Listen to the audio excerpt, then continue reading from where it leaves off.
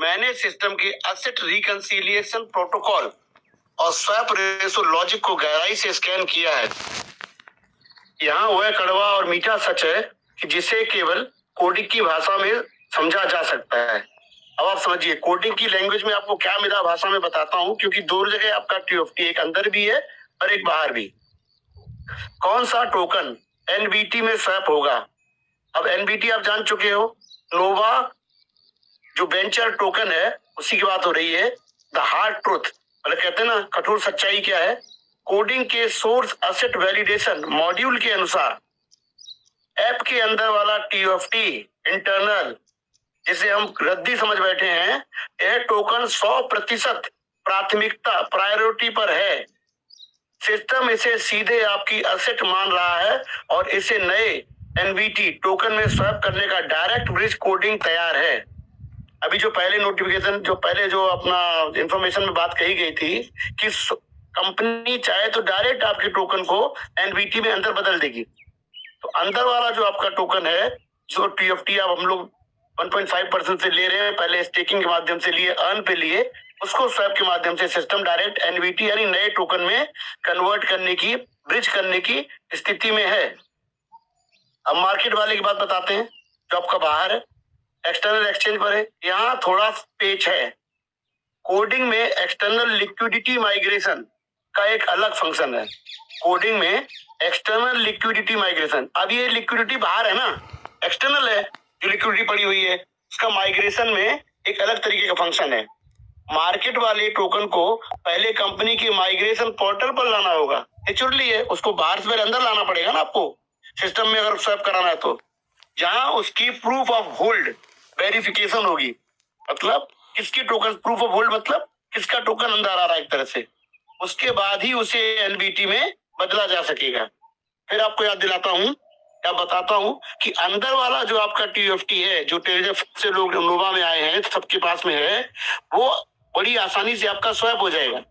लेकिन जो बाहर वाला है वो एक सिस्टम के प्रक्रिया के माध्यम से आएगा, जहां पे प्रूफ ऑफ होल्ड भी एक तरह से देखा जाएगा और उसके बाद में उसको NBT में बदला जा सकेगा। इसका निष्कर्ष क्या है, कंक्लूजन क्या है? ऐप के अंदर मौजूद टोकन सबसे पहले और सबसे आसानी से स्वैप होंगे। जो अंदर आपकी मौजूदा TOFT है वो बड़ी आसानी से स्वैप हो जाएगी, अदला बदली हो जाएगी उसकी। आप यूं समझ लीजिए अपनी अपनी भाषा में, रेट का गणित। अब इसका रेट क्या लगेगा, गणित क्या लगाया जाएगा, घटेगा, बढ़ेगा या बराबर होगा?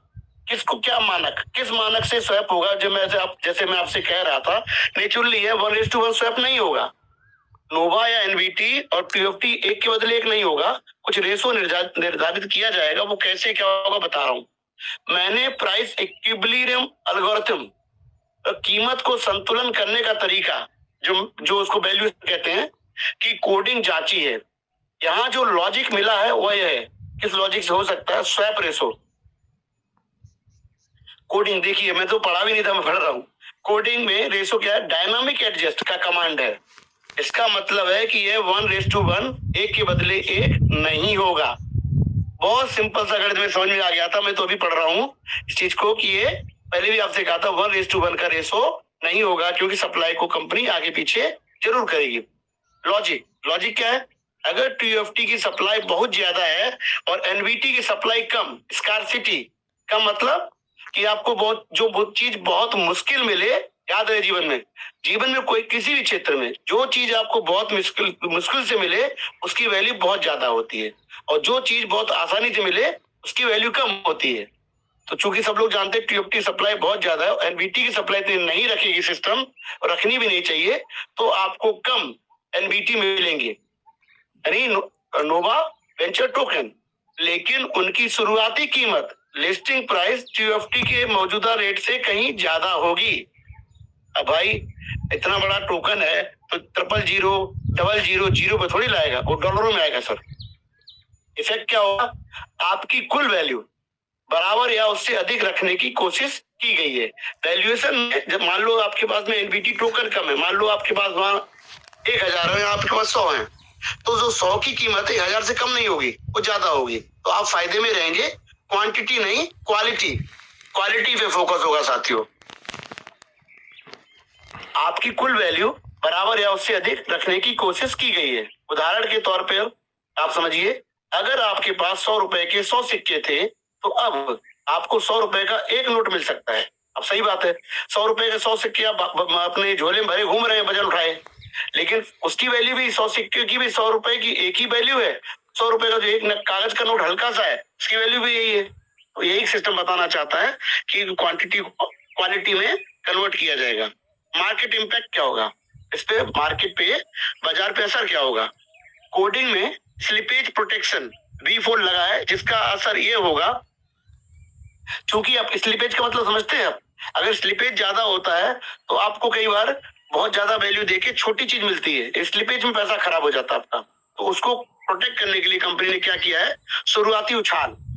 जैसे ही एनवीटी लिस्ट होगा, ये जो टोकन आपका लिस्ट होगा, स्कार्सिटी कमी, क्योंकि मिलेगा नहीं, होगा नहीं लोगों के पास में, के कारण इसकी कीमत में 200 से 500% का शुरुआती उछाल यानी पंप, 2 से 5 गुना पंप आने की कोडिंग संभावना दिखा रही है। मतलब जो कोडिंग है उसी हिसाब से इसने, चूंकि लिक्विडिटी मैनेजमेंट स्लिपेज का इस तरह से प्रावधान है कि इसमें जंप लगेगी।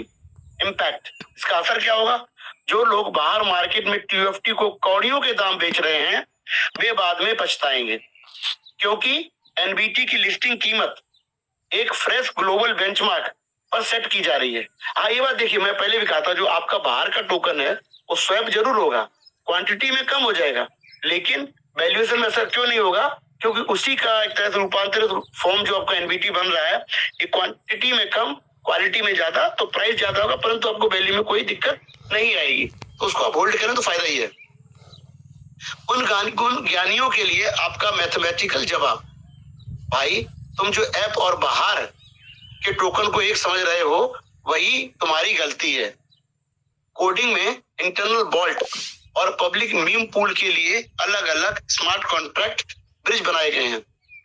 एनबीटी की सप्लाई को हार्ड कैप रखा गया। हार्ड कैप मतलब इसकी क्वांटिटी को टाइट कंट्रोल में बढ़ाई नहीं जा सकती। इसको जैसे अभी आपने देखा हो TFT में एकदम कहते हैं ना, अंदर मिंटिंग चल रही है 1.5% डेली, लोगों के पास में लाख टोकन डेली आ रहे हैं। तो इस तरह का काम एनबीटी में नहीं किया जा सकता, हार्ड कैप्ड है, जिसका मतलब है कि इसकी वैल्यू पुराने टोकन के मुकाबले प्रीमियम में होगी। जो पुराना टोकन है उसके कंपैरिजन में इसकी जो प्रीमियम है, इसको प्रीमियम मिलेगा, मतलब इसका प्राइस ऊपर होगा।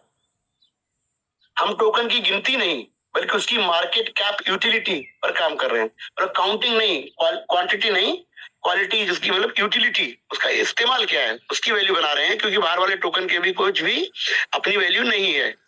जब एनबीटी का बर्न मैकेनिज्म चालू होगा, अब एनबीटी में एक प्रावधान है बर्न मैकेनिज्म। क्या होता है, जब आप ये टोकन जब यूज होते हैं एक तरह से, तो उनका इस तरह से मतलब उनका क्रियाकलाप किया जाता है कि कुछ टोकन अब स्वतः बर्न होने लग जाते हैं ट्रांजैक्शन फीस के रूप में किसी में भी, तो उससे इसकी सप्लाई भी कंट्रोल में रखी जाएगी।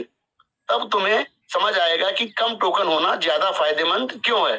नेचुरली इसकी क्वांटिटी कम होगी तो प्राइस बढ़ेगा, हमें तो प्राइस से मतलब है ना, करोड़ रख के क्या करोगे अगर वैल्यू नहीं है तो।